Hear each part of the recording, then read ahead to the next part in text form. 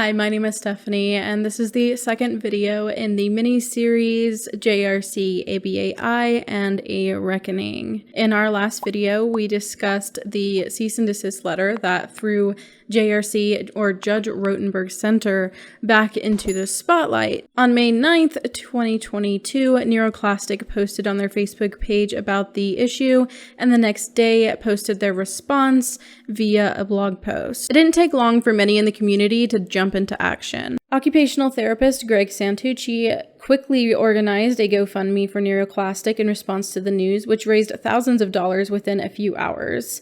I believe he also is the one who started the additional hashtag JRCSueMeToo, to raise awareness about the situation. Another occupational therapist, Sarah from the Autistic OT, began sharing about a protest she was involved in organizing at JRC.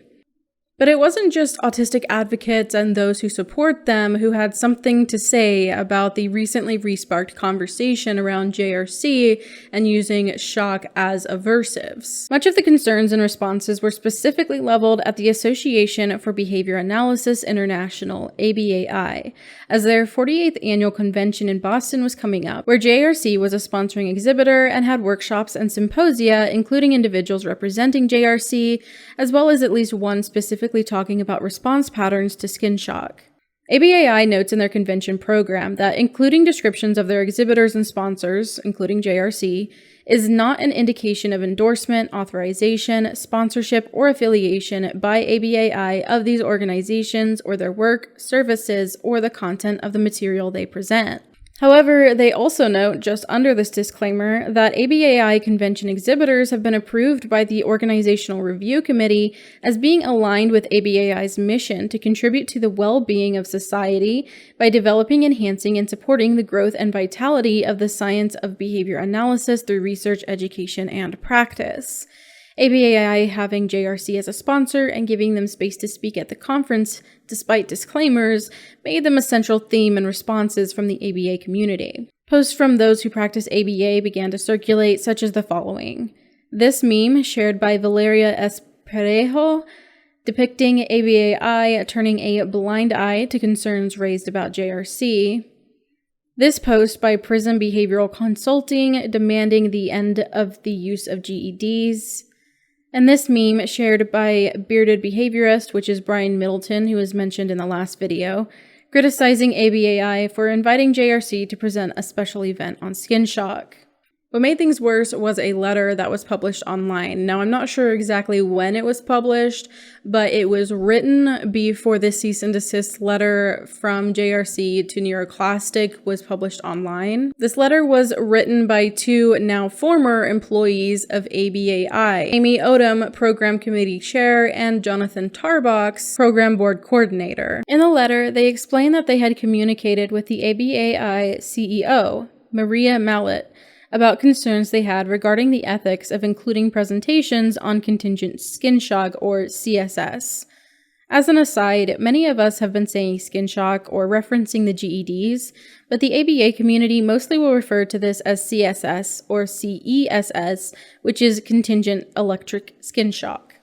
They note that they did not anticipate accepting presentations on CSS for the coming convention program, given recent academic publications calling into question the scientific merit of the procedure, as well as greater emphasis on ethical considerations within the Behavior Analysis Certification Board and ABAI program call for papers. Odom and Tarbox were told their concerns would be discussed in an upcoming meeting. Those at the meeting decided to forego the standard peer review process that ABAI typically does for their conferences and instead route submissions that potentially contain CSS through a special task force created for this purpose. Additionally, there would be a special event on skin shock at the 2022 annual convention to address this issue, with CSS practitioners invited to participate as co-presenters. Odom and Tarbox were concerned that a special event such as this might make it look like ABAI was supporting and legitimizing CSS, but thought it would work out since it meant that others could be heard, such as autistic self-advocates. Another meeting resulted with Odom and Tarbox being informed that the program committee, which has historically been in charge of the peer review process to impose checks and balances to keep people from exerting undue influence and power on the convention program, would not be allowed any input on the special process. They were also denied knowledge of who the special task force members would be and felt they were excluded from the conversation. The presentations that may be related to CSS ended up being accepted as part of the convention program without any involvement of the area coordinators, program committee chair, or program coordinator. Essentially, it seems as though these programs simply bypassed the peer review process to inclusion without anyone who disagreed having a say. Odom and Tarbox continue to explain that they were not permitted to complete responsibilities required of them according to their roles as listed in the program handbook. These responsibilities included things like reviewing the entire program, enforcing program rules, and reviewing and considering for approval special program requests and requests for rule exceptions. They go on to explain that the typical process for symposia is to have more than one organization presenting, or else it likely will be rejected. Yet symposia for JRC were sent through despite having only one organization presenting. In addition, they note that ABAI had been focusing on cutting down workshops to only ones that would be likely to have a large audience. Yet JRC gets a workshop when literally no one else in the field of ABA uses CSS except them, meaning it is highly unlikely large amounts of practitioners would be seeking information about using it. The employees also note the conflict of interest that could well be a cause for this favoring of JRC over the typical process, that JRC is a sponsor of the 2022 ABAI program. Also mentioned is their concern that having the workshop makes it appear that ABAI is providing a place for practitioners to be trained in using CSS, which they have an issue with because the most fundamental ethical standards of both psychology and behavior analysis advocate avoiding aversive and intrusive treatments to the greatest extent possible. To conclude their letter, they note their concern of the lack of transparency, inadequate explanations for why the standard peer review process was avoided, not being allowed to fulfill their jobs properly, and the impression that their input was not welcome regarding challenging issues. This letter being published online added to the conflict of ABAI not only letting JRC sponsor them, but also being allowed to have 2 symposia and a workshop. It also revealed what appears to be a shady route that ABAI let JRC take to ensure that they would have plenty of space in the program. Considering other program sponsors were not given any sort of special route outside of the typical review process, it makes one wonder if there's something more than just the sponsorship money that might be coming into play here, such as perhaps who has relationships with people at JRC. Part of that answer may come from something later posted by Neuroclastic, where they revealed that 2 of the founding members of ABAI were Maria and Dick Mallett. Maria has been the CEO of ABAI since 1993, and Dick is a former ABAI president and current member of JRC's board of directors. As Neuroclastic points out, this is clearly a conflict of interest when ABAI is determining if CSS is ethical. Hopefully unrelated, one of the task force members, Bethany Peterson, is associated with the same Western Michigan University that both Malletts have association with, as well as 2 additional JRC Board of Directors members. Either way, ABAI did indeed hold its special task force with a now public list of task force members listed on a page about the task force on ABAI's website. They've already initiated the process of considering a position statement on the use of CESS and getting the task force to work.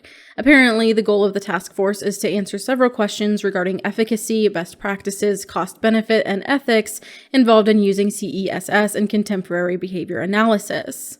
I am concerned about this because a great majority of data for this will likely come solely from JRC, which has conducted self-studies that have glaring conflict of interest issues. The next part, which is what was indicated in the letter as hope for autistic self-advocates to also be involved, is a special event with the task force holding a panel discussion to share its progress and obtain input from invited participants and members of the audience. Sarah of the Autistic OT, Rachel Dorsey, Autistic SLP LLC, and another autistic OT by the name of Elizabeth announced their plan to attend to bear witness to the evidence presented regarding the justification of / protest the use of shock aversives to force the compliance from inside the task force session. We'll go over what happened at ABAI and the special task force session in our next video in this series. However, ABAI had its own response to the situation that was occurring, and specifically to the resignation letter that was posted online. They sent this out to their members via an email. Neuroclassic has provided a copy of that email via a Google Doc. Please note that any formatting such as bolding, underlining, etc. was added by Neuroclassic for emphasis, so the original email did not contain that. ABAI begins by noting that they are writing the letter to address controversies facing their organization, and that they have been trying to avoid adding to the tension, but feel they must respond as they feel there has been a lot of misrepresentation and misunderstanding. They then go into addressing the resignation letter, saying they were disappointed that the resignation came recently when the events discussed were in November. This seems kind of like a dig to imply that the previous members had timed their resignation strategically. They clarify that in the summer of 2021, they received requests for a clear position regarding CESS, and they initiated the process for taking a position which required a special task force, their report, and then a drafting process. This didn't mention the special task force simply clearing CESS-related presentations. In fact, it should have nothing to do with the program from my understanding. They go on to emphasize why they're going through this long process, stating that there's not a consensus in ABA regarding CESS. They put together a task force consisting of people with many positive qualities, as well as relative professional objectivity, and established positions in the field free of possible conflicts of interest. It is a bit amusing that they use the qualifier relative there. ABAI then addresses the peer review issue, stating that Odom and Tarbox notified the council that all CESS applications would be rejected this year. The council felt that rejecting them would be seen as a position on the issue, and also adds that the approach did not count as peer review. I find this funny as well, because accepting them could also be taken as a position, and they knew that, considering they have long been criticized for consistently giving JRC a platform at their conference. Of course, Odom and Tarbox did not claim that rejecting CESS outright was considered peer review. They were saying that after the CESS presentations were rerouted through the task force, that they did not end up subject to the typical peer review process. ABAI defends themselves by stating that the council members have plenty of experience with peer review, that claims of conflict of interest online are without basis, and two people cannot enact a position for ABAI. While they do have a point about needing more discussion before just receiving a notification of rejection of certain topics, this is really a bogus claim to say that this would somehow be a position statement by ABAI any more than allowing CESS-related presentations to be held there. We've also already looked at the basis for conflicts of interest as well. ABAI continues by saying that they are responsible for formal sessions and other program activities of the convention, as well as the review and endorsement of all board products. Not sure what that even means, but supposedly that proves that it's reasonable that they step in addition to the fact that they handle events that are categorized as other for the programs. They re-emphasize that no ABAI board functions autonomously and that there should be input from the entire organization. That's kind of ironic when they completely shut out an ABAI board and refused their input. They also say that including programs is not an endorsement and that they should face issues head-on. But how is that true when you have to look through all the presentations to make sure that they align with your mission? And if that is true, why is it taken up until just now for ABAI to even consider making a position statement on something that has been controversial since it ever began being in use? They end with a claim that they respect anyone's choice to not attend because of this issue or to protest in a non-disruptive and peaceful manner, and emphasize that we need to listen to each other. While I agree we should listen to each other, consider different viewpoints, and have conversations, it's pretty ironic coming from ABAI, who have clearly not listened until this point, where they felt they absolutely had to respond in some way. During the time between the cease and desist letter sent to Neuroclastic being published and the 48th annual convention happening in Boston for ABAI, several organizations published position statements or expressed things about ABAI, JRC, and/or shock treatment, including the following. UK Society for Behavior Analysis, in which they expressed their profound disappointment in ABAI for including the CSS Symposium and applaud other European organizations for withdrawing their status as ABAI affiliate chapters. The Experimental Analysis of Behavior Group, EAGB, echoing the UK SBA sentiments and withdrawing their status as affiliate members of ABAI.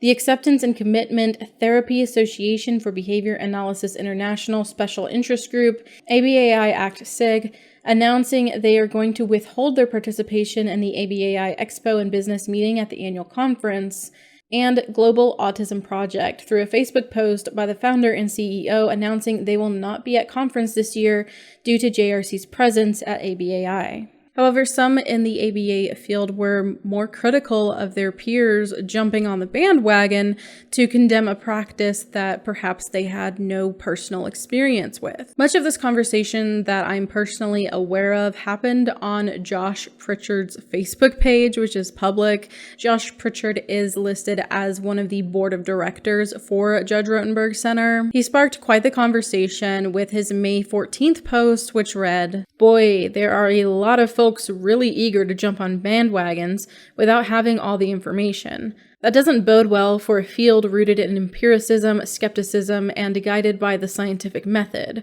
It will be interesting to see how things play out, and when the dust settles, who has egg on their face for making inaccurate assertions.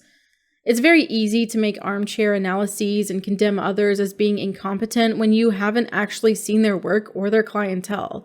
It's easy, but ill-advised. Now more than ever, we need to follow facts, be measured in our reactions, and make sure that our behavior functions to enhance folks' life quality over against our own socially mediated reinforcers of internet acclaim." Initially, he noted that this was something he saw across multiple situations, but the majority of the conversation turned to the likely instigator, the issue with JRC and BCBAs, which are board-certified behavior analysts, people who practice in the field of ABA, responding to the situation. Plenty of discussion ensued about people demanding that skin shocks be stopped, with a good amount of people feeling that it was irresponsible for people to call an end to the practice without knowing much about ABA or the clientele that receives skin shocks. Another post on March 26 prompted further discussion and criticism of BCBAs online, with Pritchard writing, "I'm continuously astounded by the hubris of random internet BCBAs. They think they can do behavior analysis better than KKI, May Institute, and NEC. Wowzers." From my understanding, KKI is the Kennedy Krieger Institute, and NEC, or NECC, is the New England Center for Children. When asked to clarify, Pritchard writes, "People are saying they can solve all the severe problem behavior without aversives. The above-named places cannot, so de facto, they are saying they can do something the premier places cannot. Wowzers." This is actually quite interesting to me, considering that in the letter sent to Neuroclastic, JRC's lawyer claims that JRC's clients who are children are all being successfully treated with JRC's ABA Positive Reinforcement Treatment Program. JRC loves to advertise their positive programming and never once mentions the use of aversives, only loss of privileges, or moving to a less desirable classroom or environment. Legally, they are no longer allowed to use physical aversives on new students since a 2011 ruling. Specifically, that ruling states that facilities that are licensed by the Massachusetts Department of Developmental Services, DDS, can no longer subject new admissions to severe behavioral interventions, including electric skin shock, long-term restraint, or aversives that pose risk for psychological harm. So isn't JRC kind of claiming now that they can help the worst of the worst cases without using aversives. Now note here that punishment is different than using an aversive. This kind of goes into the whole field of ABA and behaviorism and kind of how they define terms. So something like loss of privileges might be seen as a punishment, but this is a negative punishment. It's basically a consequence of your actions where they take away something like your privileges, thus being a negative consequence or negative punishment. A positive punishment is where we get into things like aversives. So positive being we're adding something to the situation. So for example, if you didn't like the smell of lavender and it just like really disgusted you, someone might put something that smells a lot like lavender near you or give it to you or make you smell it or whatever else every time you engaged in a behavior they considered to be a bad behavior, negative behavior, whatever. That would serve as an aversive and thus a positive punishment. And sadly, that's probably one of the nicer attempts at a positive punishment. I wonder if the non-random internet BCBAs at JRC are claiming they're better than these other highly esteemed places then, since they are not allowed to use aversives that could pose a risk for psychological harm on new admissions. And another question, if the skin shocks were required because these students were last resort cases, and JRC is primarily last resort cases, how are these new last resort students being successfully treated with the positive programming over these last 10 years or so? Is it possible then that the shocks were never actually necessary? If people are doing so well on their other program, why fight to keep skin shocks? And if these skin shocks are so great, why are there still so many enrolled in them to this day? If in 2011 new admissions could no longer be enrolled in skin shocks, that means those currently enrolled must have been receiving skin shocks for at least 10 years now. I find it difficult to believe in light of these facts that any reason people have for wanting to fight to keep skin shocks is in any way noble. Perhaps they want to keep their ABA pet project, or maybe it would force them to acknowledge in some way that what they have done is neither necessary nor humane. The thread just turned out to not be a good look, as Jennifer Musumba's comments were deleted, with Pritchard claiming that he could not engage with her and referenced legal or other constraints in which he could not divulge. The following are TikTok videos by Musumba over the thread issue. So I just found myself in a Facebook thread with a man named Josh Pritchard, who is apparently a board member of the Judge Rotenberg Center, and he's been deleting my comments, even though I've been perfectly polite, except for the time I said that Bob Worsham was a beady-eyed serpent. I do take that back. I'm sorry. His reasoning was just that he could not have my comments on his page, and I guess maybe because facts. Now, I wasn't going to share his private message because I was offering him some respect, which is something I would have liked to have had when I was at JRC. But I guess when someone asked him why he deleted my posts, he actually posted his private message to me. So this is what he said. It's a whole lot of nothing. He really doesn't explain anything. Does he think I can't understand? I don't know. But this is what we're dealing with here. And, I don't know. I'm just confused. I don't even think JRC will like what he's doing because basically he's rewarding my bad behavior. So thank you, Josh Pritchard, for rewarding my behavior.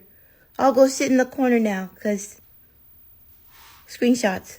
Now, Pritchard can block and delete whatever he wants from his personal page, and he did engage respectfully with people who did disagree with his points of view. For that reason, I feel like maybe there is some truth to there being some kind of legal issue with him publicly engaging with Jennifer. Either way, though, it just wasn't a good look and looked a whole lot like silencing a survivor of the treatment that was being debated. We'll look into what happened at the Special Task Force on CSS in our next video in this series. Thank you so much for watching. I hope that it helped you understand more about the situation and what's been going on. If you have any thoughts, go ahead and leave them in the comments. And if you are interested in hearing more about autism-related things from me, you can go ahead and hit that subscribe button. I try to upload every Thursday at 4 p.m. Central Standard Time, but that's not always the case. Thank you to everyone who supports me here on YouTube as YouTube channel members, through Ko-fi, and as patrons on Patreon. And a special thank you to my Spinny Stimmy tier patron, Jack Varney. Thank you so much for watching, and I hope you have a wonderful week. Bye!